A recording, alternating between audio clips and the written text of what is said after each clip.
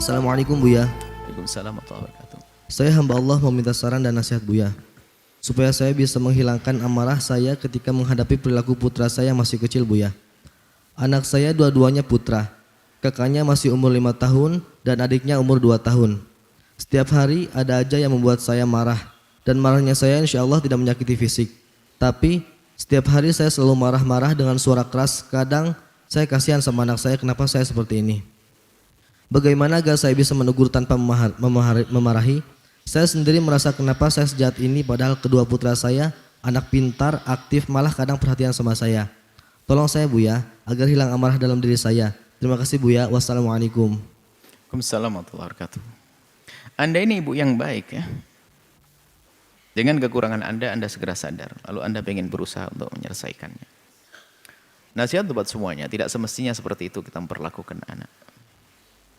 Tidak semestinya kita memperlakukan anak dengan seperti itu. Dengan kekerasan, dengan kalimat yang keras dan sebagainya. Kita harus berlaku mereka dengan kelembutan terlebih dahulu. Cuma namanya manusia ada kalanya dia keras. Maka sebisa mungkin segera dikurangi. Kalau begitu caranya begini. Porsi lembutmu perbanyak, maka porsi kerasmu akan berkurang. Sudah. Ini kunci. Jadi berlemah lembut dan dengan anak lebih banyak, maka secara otomatis nanti kekasaran itu akan terpangkas. Pastikan. Mulai dari saat datang anak, kita peluk, kita ini, kita bonceng, kita ini terus. Maka perbanyaklah porsi. Ini teori dohir ya. Teori batinnya adalah minta kepada Allah agar lembutkan hati dan minta kepada Allah agar bisa lemah lembut dengan anak. Tapi teori dohirnya semacam ini. Kita sudah menyiapkan mungkin anak pulang sekolah, nanti aku pertama harus nyambut dia, meluk dia, kemudian ini, itu dan seterus begitu. Sehingga kalau Anda sudah punya program untuk memuliakan anak, lembut dengan mereka, jadi yang diprogram oleh setan untuk marah itu kalah habis waktunya. Kan waktu 24 jam. Jika Anda bertemu dengan anak-anak 11 kali, maka ketahuilah 11 kali sudah Anda rencanakan saya harus melakukan kebaikan. Kalau jebol hanya 1-2. Tapi terus Anda berusaha semacam itu. Dan begitulah cara kita di dalam menyelesaikan permasalahan itu ya. Ya, seperti kita bertobat dosa. Ya. Saya masih sering melakukan dosa, bagaimana ini? Harus tobat. Susah, ya sudah perbanyaklah berbuat baik. Nanti akan hilang dosa itu. Jadi berusaha berbuat baik. Seperti itu. Kemudian juga, biarpun tidak dengan fisik, maka itu akan memangkas atau menjadikan seorang anak itu menjadi bisa bermasalah. Masalah banyak hal psikologinya juga bisa. Kemudian wataknya juga nular kepada anak. Kemudian lebih dari itu bahwasanya omongan Anda menjadi tidak berarti lagi di saat Anda mengingatkannya. Karena apa? Setiap hari mama juga marah. Antara marah benar nggak benar sama saja. Karena setiap hari jago marah. Sehingga di saat Anda ingin menyampaikan sesuatu yang penting pun nggak akan dianggap biasa saja. Karena apa? Nadanya sama dengan yang kemarin. Saya tidak terlalu tahu apakah ini sangat penting atau tidak. Ini satu sisi. Ya, Anda sebagai seorang ibu seperti itu. Tapi di sisi lain, Anda mungkin punya anak yang sudah dewasa ini. Punya pengalaman mungkin, punya ayah yang kasar, punya ibu yang kasar. Dan mungkin sudah membentuk Anda menjadi satu orang yang perilaku tidak baik. Maka sekarang berubah dong.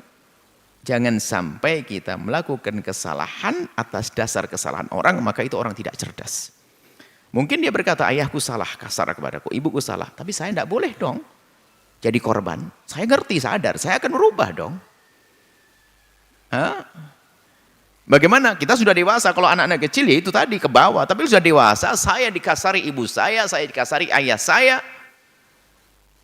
Lalu bagaimana saya itu? Agar saya tidak terkenang-kenang dengan kekasaran ayah saya, kekasaran ibu saya, dan sebagainya. Sebagai anak yang sudah dewasa, maka berpikir, tutup itu semua dengan kebaikan ayahmu dan ibundamu. Redam, supaya tidak muncul dendam di dalam diri sana. Sebab kalau ada di dalam diri anak itu sebuah dendam, maka itu adalah bibit kehancuran yang telah ditanam oleh setan ke orang tersebut. Na'udzubillah. Ya, jangan. Jadi dari kita sudah berpikir bahwasanya oh ayah saya salah. Pertama adalah saya tidak boleh jadi seperti itu, saya pastikan oke. Tapi Aku tidak boleh membesarkan kesalahan ayah di hatiku. Saya tidak boleh berhujah untuk melakukan kesalahan karena kesalahan orang lain. Karena dia begitu, maka saya begini. Nggak boleh. Karena ayah saya begitu, maka saya gini. Oh, enggak dong. Karena ayah saya berbuat salah. Oh, enggak. Ayah saya tidak baik dengan saya. Ibu saya tidak baik dengan saya. Saya berpikir, saya ngaji, saya belajar. Saya harus baik kepada ayah saya. Maka keinginan berbuat baik kepada ayah yang kasar atau ibu yang kasar tadi, maka sesungguhnya itu akan menjadi penawar.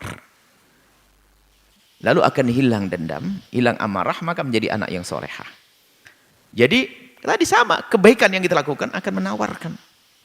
Kesalahan-kesalahan orang tersebut. Pastikan kalau ada orang berbuat salah kepada Anda, lalu Anda dengan nyantai, lalu Anda balas dengan kebaikan, lalu Anda membiasakan dengan itu, Anda menjadi orang kebal, sehingga Anda mudah berbuat baik. Apalagi kepada ibunda, sejahat-jahatnya ibunda, kebaikannya nggak bisa Anda bandingkan, nggak bisa. Sejahat apapun kejelekan seorang ibunda dibanding dengan sesaat waktu melahirkan, nggak akan bisa terbayarkan. Nggak bisa, nggak sebanding. Maka tolong koreksi semuanya. Makanya tadi pertanyaan menarik. Ibunya kasar, anaknya masih kecil, cuman takut terkenang di saat dewasa. Sudah dewasa harus paham. Nggak boleh menuruti kerusakan hatinya itu dengan ibundanya, lalu mempermasalahkan dengan ayahandanya. Allah, na'udzubillah. Kalau orang semacam itu, dia adalah niat sengsara, niat celaka.